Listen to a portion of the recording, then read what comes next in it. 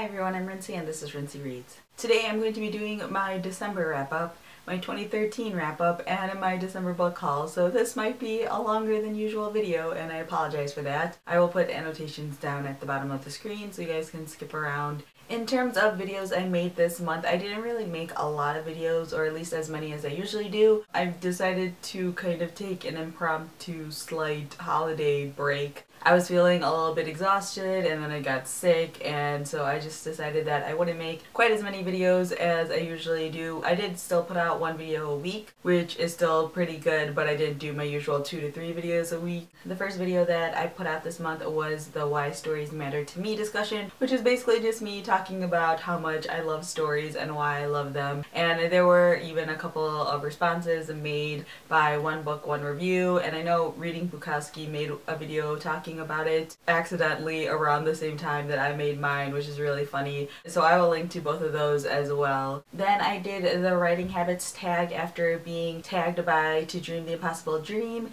and then I put up my Project for Awesome video, which was a ton of fun. I love Project for Awesome and I was so happy that I got a chance to take part in it this year. And then this past week I put up an unboxing of Book Riot's quarterly box, which we just got in the mail. If you guys haven't seen any of those videos, I will have links to them down in the description. I also was a part of a Choose Your Own Adventure video series. I didn't make my video public, I only made it so that way you would get to it if you went through the series. And I think I only tweeted about it, which was really just my bad. I think it was right before I got the flu that this went live, so I didn't talk about it quite as much. So I will have a link to that video as well in the description in case you guys didn't see that. There were about 5 or 6 of us, I believe, that were part of the whole thing, so it was a lot of fun to do. Then I put up 2 book reviews this month, The Marriage Plot by Jeffrey Eugenides and Jonathan Strange and Mr. Norrell by Susanna Clark. And then I didn't do any Friday favorites this month, and I think I'm going to be taking a little bit of a break from Friday favorites. The main problem is mainly just lighting. It is the middle of winter right now and it is dark really early before I even get home from work, and then the sun doesn't rise until really late, so I don't have good lighting to do Friday favorites at the angle that I usually do it. Usually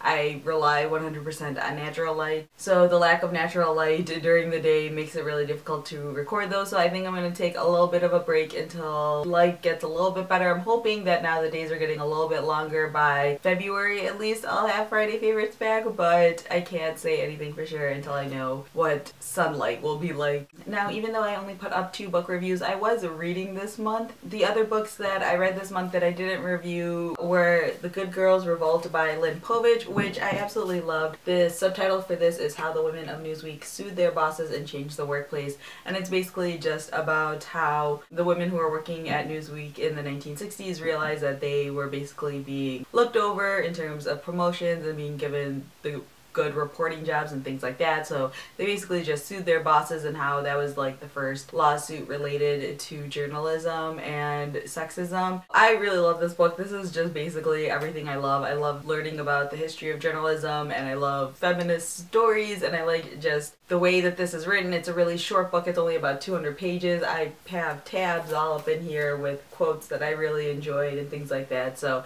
this is a book that was right up my alley, and so I highly recommend it if you are interested in some nonfiction. This is a really quick read and a really interesting read, at least for me. Then I read Knock 'em Stiff by Donald Ray Pollock. If you guys have been around my channel for a while, you know that last year I read The Devil All the Time by Donald Ray Pollock, which is one of the best books that I've ever read, and was definitely the best book that I read in 2012, so I've been on the lookout for this book for a little while now, and I finally came across it this month, so I bought it as well as read it right away, and I didn't love it quite as much as The Devil All the Time. I liked that book so much more, but this was still really interesting. A lot of people compare his writing to Chuck Palahniuk, so if you like books that are disturbing and creepy and about really crazy people who do drugs and are really violent, this is definitely an author you should check out. I highly recommend his other book over this one, but both are still really good. And then I read David and Goliath by Malcolm Gladwell. I actually got this book for Christmas from my sister. The only other book by Gladwell that I read is Tipping Point, which I really enjoyed, and I enjoyed this one as well. Gladwell is an interesting author to read. I don't agree with everything that he says, and I feel like a lot of the things he uses evidence are more like anecdotal evidence as opposed to like hard facts. But I think the way that he looks at society and the connections that he makes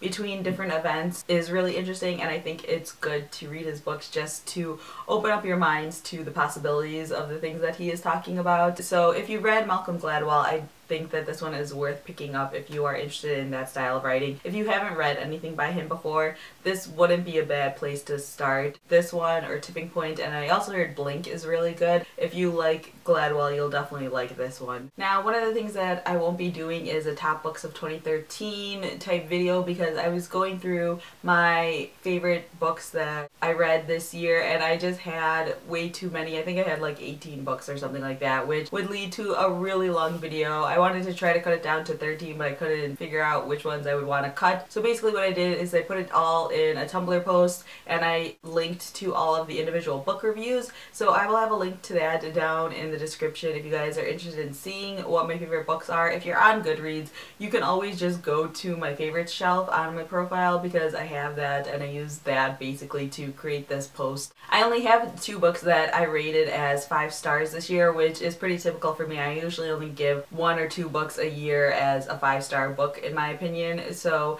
the 2 books I gave 5 stars to were Where'd You Go, Bernadette by Maria Semple and Animal Farm by George Orwell. Now, to do a little bit of a 2013 wrap up, I'm just going to go through all the different challenges and New Year's resolutions that I made for myself. I went and I rewatched my New Year's resolutions video from earlier this year, and I was actually surprised because there were a couple of resolutions that I made that I kind of forgot about. The first resolution that I made was for the 50 book challenge. In that video I talked about how 50 books is a lot for me, and I do consider 50 books a lot for me. In the past I've only reached 50 books once. Last year I read 40 books. Usually I'm averaging around 30 to 40 books a year, but this year I kind of went crazy and I kind of blame BookTube for that in a good way. But I actually read 69 books so far this year. I'm recording this video a little bit early, so there is a chance I'll hit 70 books by the end of the year. I don't think so though, because I don't have a lot of time. But even just the fact that I'm at 69 is absolutely ridiculous. Like, that number is completely insane to me. I think it's also because I read a lot more middle grade and young adult books than I usually do, so that obviously helps because those are faster to read. I also was a part of a bunch of readathons this year, which also always helps. Another resolution that I made was to read the entire series of Unfortunate Events and the entire Lord of the Rings and Hobbit, which is the resolution that I forgot about, and I did neither of those. I read the first couple books in a series of Unfortunate Events and I realized that that series is just not for me. I think I'm too old for them. Not that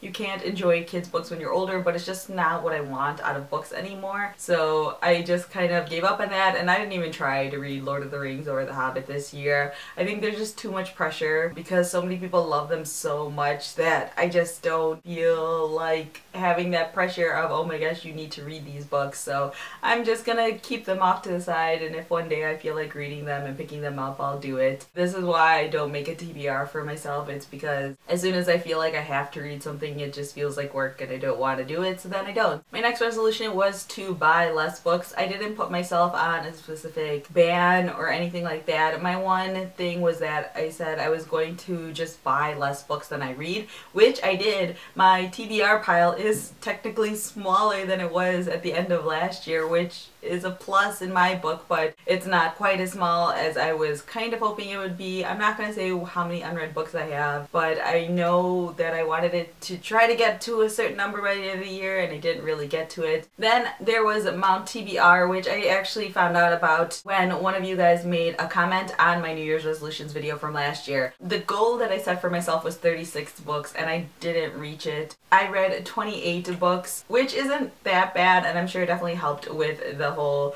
buying less books thing. I'm going to be trying Mount TBR again next year, and I'll be figuring out how many books I want on my goal list and everything like that. So you guys can look forward to a New Year's resolutions video next week when I talk about all of those things. But I still consider Mount TBR a success, even though I didn't reach the number that I set for myself. And then there was the Diversity Reads Challenge, which I kind of just put on myself towards the end of the year. The numbers that I'm presenting are very much not what it could have been because I didn't start paying attention to the race breakdown of the authors that I read until about September when I made my Diverse Reads video. When I made that video in September, my breakdown for gender for 2013 books was 60% female, 40% male, and then the diversity breakdown was 90% white and 10% non-white. And so at the end of the year, I now have a gender breakdown of 64% female and 36% male, which I was very surprised about. I didn't expect it to get higher. And my race breakdown actually improved a little bit since I started to make the effort to try to find non-white authors to read. And so it came down to 83% white and 17% non-white,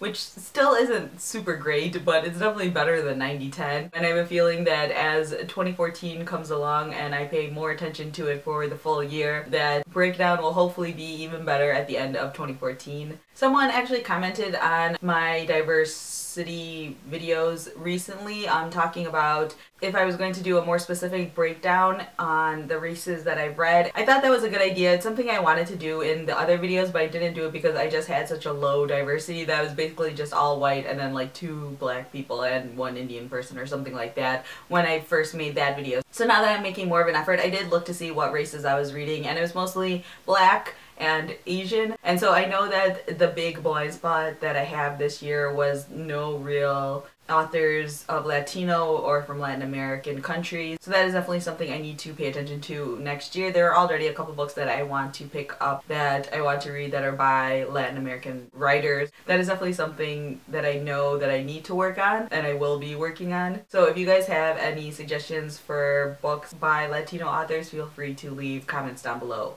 And then the final breakdown that I wanted to provide you guys was with a genre. I didn't do anything super specific and I didn't put out any specific goals because I didn't really think about this towards the beginning of the year, but as the year went on, I started thinking about my fiction and nonfiction breakdown, and I kind of want to make more of an effort to read more nonfiction because I do read a lot of fiction. At the end of the year, I read 87% fiction books and 13% nonfiction books, so that isn't too bad, but I think for the next year I'm going to try to increase my nonfiction, and I have some ideas in mind, but again, I'll be talking about all of that in a future video with my New Year's resolutions, so you guys again can look forward to that. And finally, my December book haul. I didn't buy a whole heck of a lot of books because of the holidays, and I know I would be getting a couple books. I did buy some books for myself. First of all, those 3 books that I talked about, Knock 'em Stiff, Good Girls Revolt, and David and Goliath, were all brand new books this month.